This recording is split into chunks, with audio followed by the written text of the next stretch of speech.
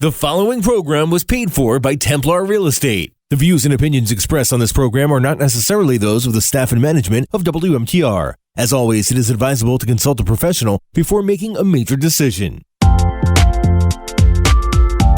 It's time now for the Templar Real Estate Talk Show. Here's your host for the program, Joseph J. Zoppi. Hello, welcome to the Templar Real Estate Talk Show. My name is Joseph J. Zoppi, a real estate investor, consumer advocate, author, and managing partner of Templar Real Estate Enterprises. You can reach us at templarcashforhouses.com, and that's TEMPLAR cashforhouses.com. That's one word. Or you can call us at 973-315-7990. Again, that's 973-315-7990. And we can answer any questions you may have, or you can email us from our website. We could address any of the topics that you're interested in talking about on our talk show. If we could fit it in, definitely. We'd be more than happy to answer any of those questions, again, on the talk show or directly with you. My company is a real estate investment firm.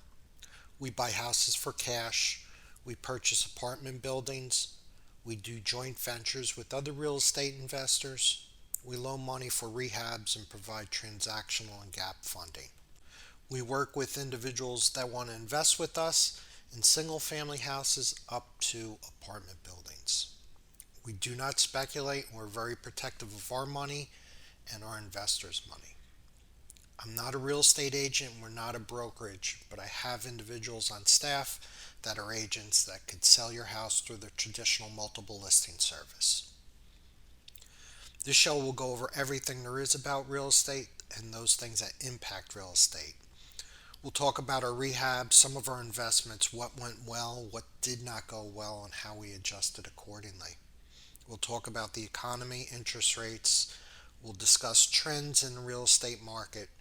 Real estate is one of your biggest investments, so it's important you know as much as possible about it.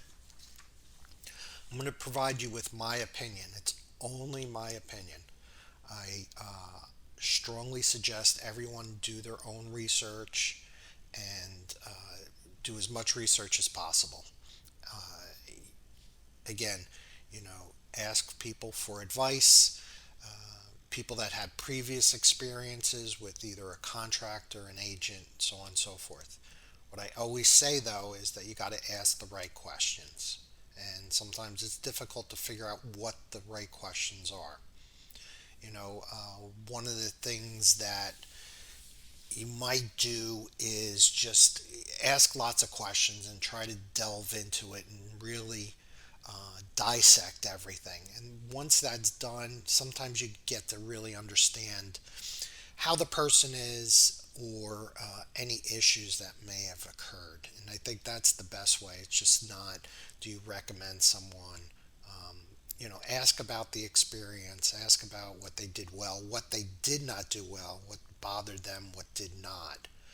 Because one thing that might bother them might not bother you, or vice versa. So, if the person's not on time, that's it might be a major issue for you, and you don't want to deal with someone like that. So, by asking a lot of questions, I think you could possibly get to somewhere where you feel very comfortable or fairly comfortable with an individual or a company.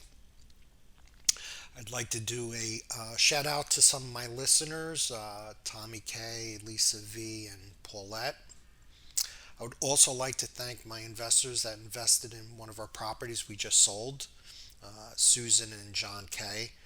John is a police officer and Susan is a retired teacher. So they invested in one of our properties, and it was completed, and then they got their check. So it worked out really well.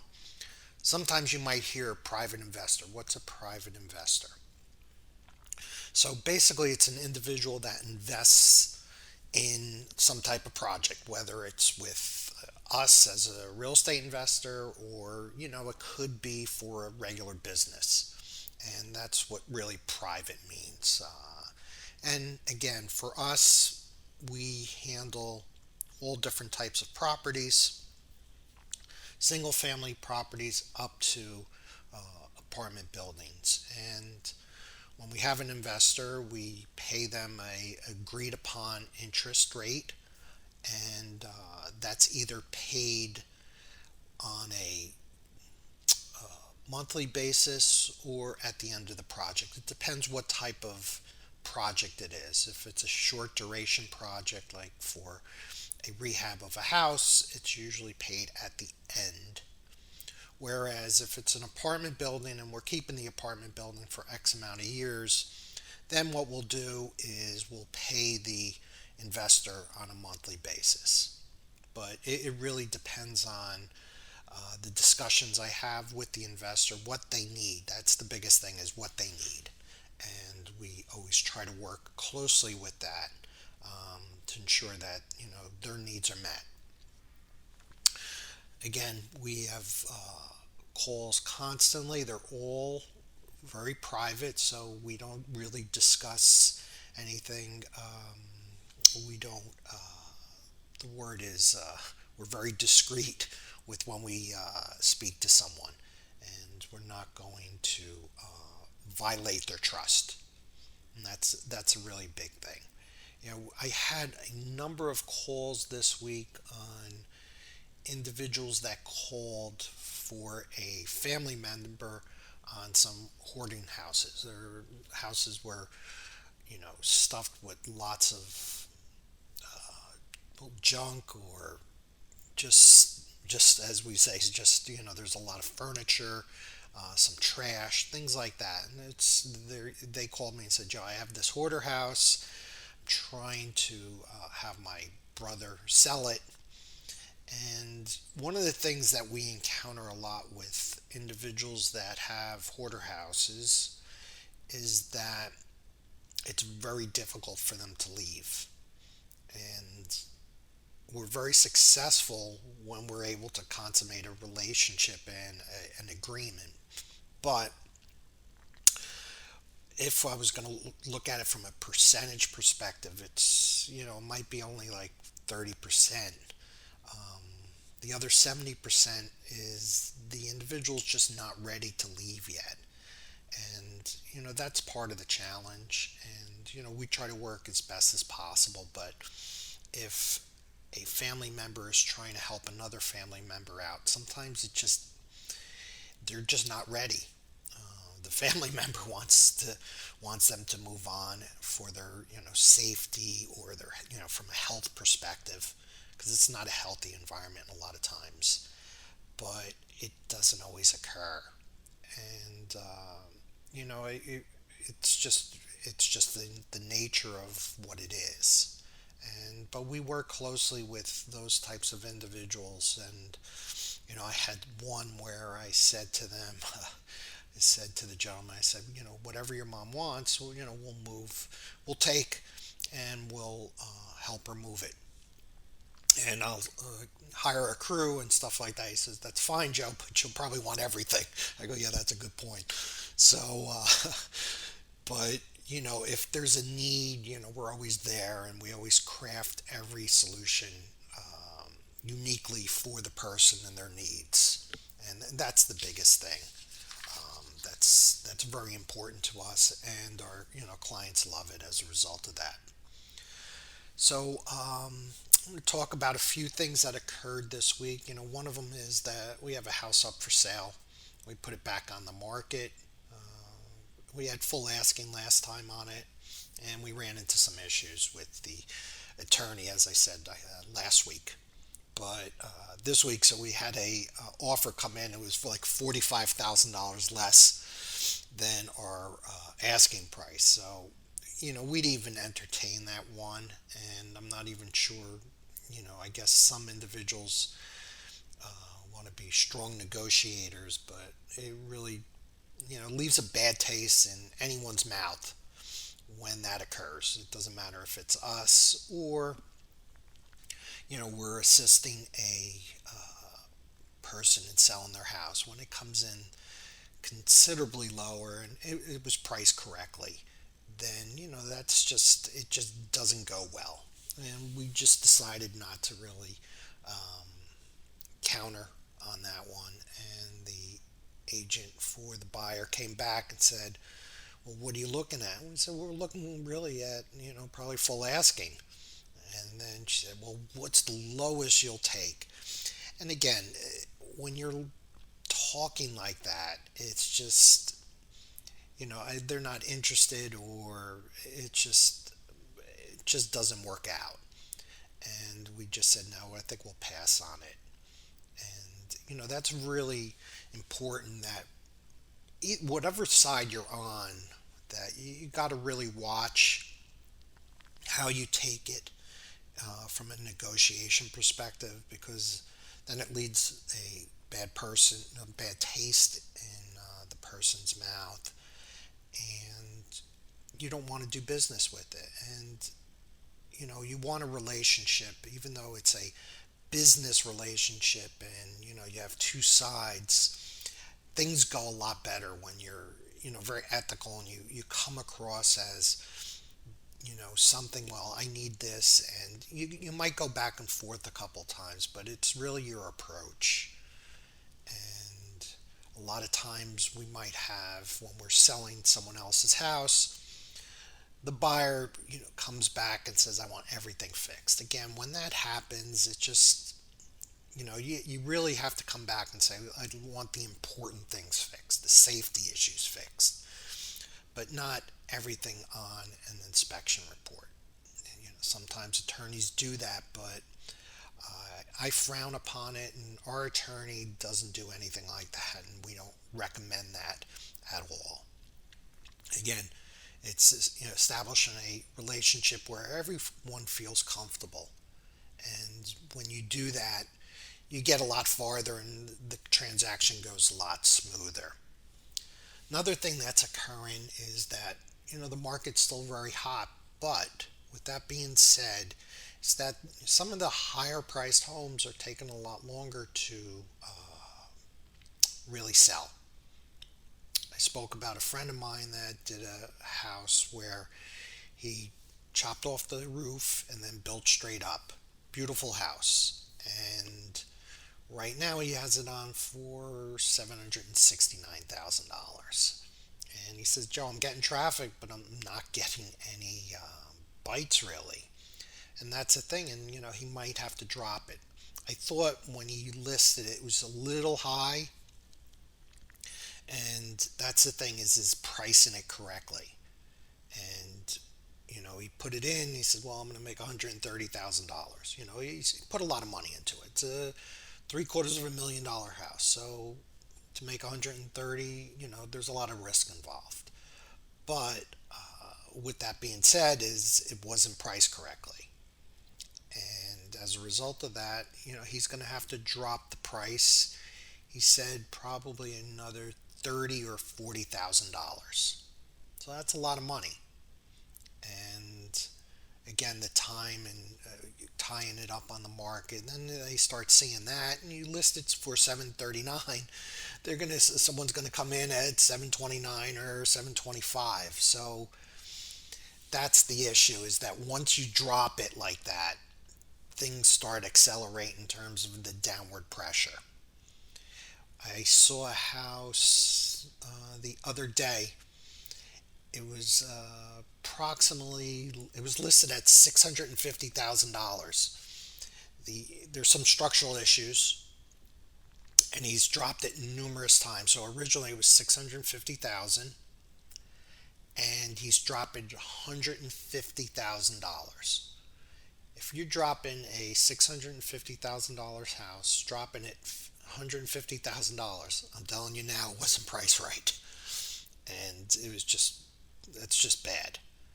And when you do something like that, it gets worse. And now it's at 500,000, and he's not going to get 500,000 for it. He might get 450, but he's not going to get the 500,000 that he's listed at now. And that's the way it is. So one needs to be very prudent, especially on higher priced houses, in terms of pricing it correctly. And that's with any house, but especially on the high priced houses. You gotta price it correctly. And you need to have an agent that is going to be savvy enough to know how to price it. Well, I'm going to close out right now this segment. Again, if you want to call us, you can call us at 973-315-7990. Thanks. Life can be a roller coaster, and sometimes you need to sell your house fast. That's why there's TemplarBuysHouses.com. Maybe you're downsizing, getting a divorce, having health or financial issues. If so, head to TemplarBuysHouses.com. TEMPLAR BuysHouses.com. TemplarBuysHouses.com will buy your house quickly and without hassle. If you've inherited a house that is vacant, contact TemplarBuysHouses.com. Dealing with them is easy and quick. No high-pressure sales tactics, and you won't have to fix up the house. They will buy your house as is. You pick the closing date and when you move out. No commissions and no hassles. Contact TemplarBuysHouses.com. TEMPLAR BuysHouses.com with an A+ rating from the Better Business Bureau. Call 973-315-7990. That's 973-315-7990. Be sure to listen to the podcast of the Templar Real Estate Talk Show. Find it now at TemplarBuysHouses.com. Hello, welcome back to the Templar Real Estate Talk Show. My name is Joseph J. Zoppi, Managing Partner of Templar Real Estate Enterprises. You could reach us at 973-315-7990. Again, that's 973-315-7990 or TemplarCashForHouses.com. That's TEMPLAR cashforhouses.com. That's one word. So on the previous segment, I talked about housing in terms of the higher end housing and pricing it correctly. And that's, something that I always preach on, is to make sure it's priced correctly. Because when you have a disparity like that, that's, $150,000, it's just not priced correctly. So some of it is the agent's fault and some of it is the homeowners, because they sometimes think that they have something that everyone is dying for. So, sometimes the fault gets spread around, and it should, as a result of that. We had an instance where we had a house, we spoke to the client and said that it should be priced around $350, and that individual was talking to someone else, a so-called developer, and that person said no. He says someone will buy it, a builder will buy it, and you should list it for $400,000 or $410. I think it was $410, and we're saying $350. We talked to him and said, okay, let's at least put it below $400, even though we do not think it's going to sell. So we did that, didn't sell, reduced the price to $389, I think, and then $379. It still didn't sell, and then after 6 months, the individual was frustrated that we weren't marketing it correctly and blah blah blah, and they canceled the contract. Now they have another individual that's selling it. It's basically the same price, and it's been on the market now for another 6 weeks, and it still hasn't sold. And that's the thing. Marketing, we do marketing, but the marketing only goes so far. It's based on the price. And if someone sees a price and they don't think it's worth it, they're not going to put an offer in, especially if it's the difference is considerable. And they, it's just people don't realize that. And you really got to price it based on where the market is, not what you think it's worth. It's really what the market's going to dictate. And if it's done correctly, it'll sell pretty quick, especially in this market. But as I said, I think the market's going to tighten up a little bit, and especially some of those high-end homes, because you have a home that's $700,000, almost $750,000, and it it's a lot of money. It's a lot of money, and I was talking to one person. They said, well, if the interest rates stay low, it should be fine, and that's part of it. But there's another part that's probably even more important, and that part is confidence. Confidence in the economy, confidence in what's going on. And when individuals lose that confidence, they won't buy because they're apprehensive. If you're confident in your job, if you're confident that you're going to have a job tomorrow or a year from now, you're going to buy. If you're not confident in your job or not confident in the economy or what's going to happen, you're not going to buy. And that's the basic thing. So right now you have a lot of individuals that don't have jobs, and they're going to rely on the government to eventually bail them out, or to some extent start paying them.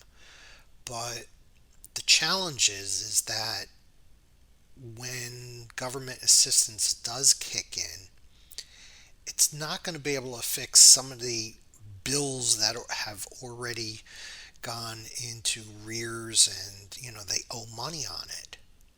And that's it, in the end, that's going to hurt that family, and also eventually the economy as well, and other businesses.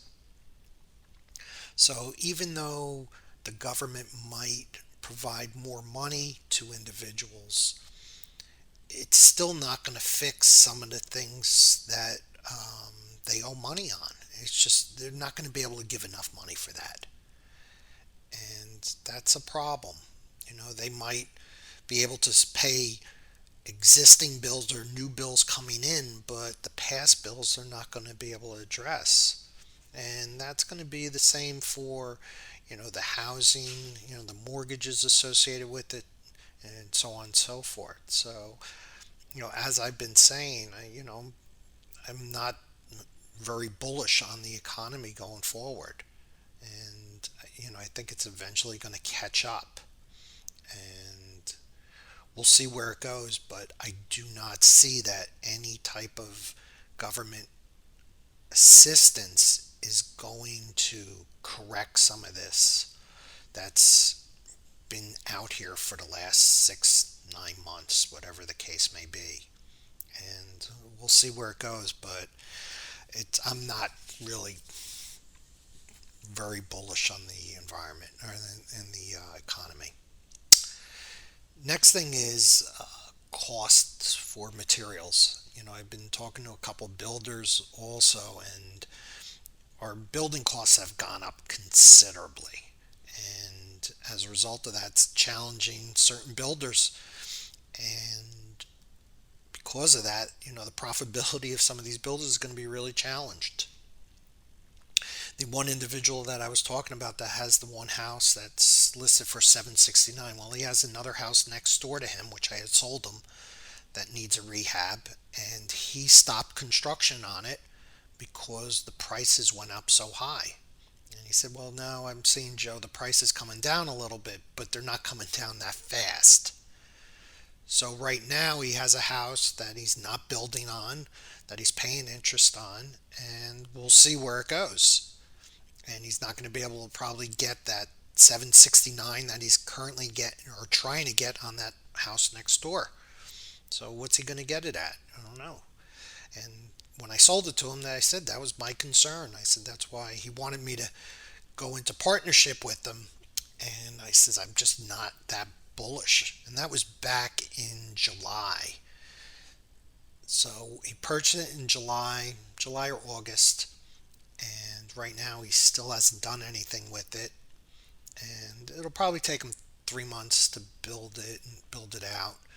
He was pretty quick last time, and like I said, he did a really good job. But with the cold weather coming in, he could be hampered with that. Of course, he's got to get up the shell of the house. Once that's done, then it's a smooth sailing. But right now, we're approaching Thanksgiving, and we'll see where the lumber prices are. But I think he's going to have to jump on that pretty soon.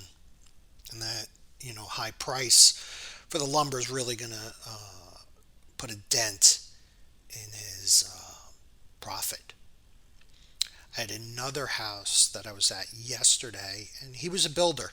He had a beautiful house. It was his family's house. It was a red brick ranch in Kenilworth, and he was trying to sell it to another builder, and he didn't want to do anything with this one. And it has a wide lot, so he said, well, you could subdivide it and then build two houses. And I was looking at it, and I was like, I'm not doing anything like that right now. And that the lot wasn't that deep, so you couldn't go back that far, and then it sloped down, so you can't really regrade the back too much because you're going to have runoff into the other yard. And so there was a lot of challenges with that layout in terms of the lot. So I don't know who's going to buy it. He said someone was going to offer him $480. We said that we'd list it, and he just wanted the $480. And I think he's going to have a challenge getting that. And any builder that's going to get that, he's going to have some challenges with that as well in terms of the way the lot is. And then I think he needs a variance also. So it's just one thing upon the other. So I see that as a recipe for disaster. One of the other things, I was talking to one of my friends, he's a broker, and he was talking about his frustration with getting good agents. And when I bring on an agent, I'm bringing on someone that I'm very, very comfortable with, that's a high performer. And I have high expectations because I want to make sure that those individuals that support our clients are of the best. Simple as that. And a friend of mine, he's a broker, like I said, and he's the same way. And there's always a lot of frustration with him every time I talk to him, because he always has a challenge finding good agents that are willing to hustle and are savvy, and just want to put in all the time that's needed. Certain agents unfortunately say, well, I'll work a couple hours a week or per day, and he's like, I don't want anyone like that. You got to really put in the time. You got to do the cold calling. You got to be disciplined. And he's very successful. And because he's very disciplined and very strict with certain things. And as a result of that, he's doing really well. And hopefully in the future, we'll be able to do a few things together ourselves. We haven't been able to see the right project, but those are the types of individuals we work with, is those that have high expectations and want really good quality work and effort and bring on the best. And sometimes it's difficult bringing on the best. I've brought on a individual for our marketing, and she's a dynamo, and I'm so blessed that I have her, and she just continues to take on difficult tasks, and whatever I give her, she's like, okay, no problem. And that's what I want to hear, is okay, no problem, or just okay, instead of why someone cannot do something. And our teams that we build out, that's what we look for. My contractors, that's what I look for. I give them a call, they pick up, we hash something out and move forward. And you don't always get that. But if I don't get it, then I don't deal with them. It's pretty simple. But I have to close out this segment. Thank you very much for everything. Hopefully you have a great weekend, and God bless and take care. Life can be a roller coaster, and sometimes you need to sell your house fast. That's why there's TemplarBuysHouses.com. Maybe you're downsizing, getting a divorce, having health or financial issues. If so, head to TemplarBuysHouses.com. TemplarBuysHouses.com. TemplarBuysHouses.com will buy your house quickly and without hassle. If you've inherited a house that is vacant, contact TemplarBuysHouses.com. Dealing with them is easy and quick. No high-pressure sales tactics, and you won't have to fix up the house. They will buy your house as is. You pick the closing date and when you move out. No commissions and no hassles. Contact TemplarBuysHouses.com. TemplarBuysHouses.com. With an A+ rating from the Better Business Bureau. Call 973-315-7990. That's 973-315-7990. Be sure to listen to the podcast of the Templar Real Estate Talk Show. Find it now at TemplarBuysHouses.com. The preceding program was paid for by Templar Real Estate. The views and opinions expressed are not necessarily those of the staff and management of WMTR. As always, it is advisable to consult a professional before making a major decision.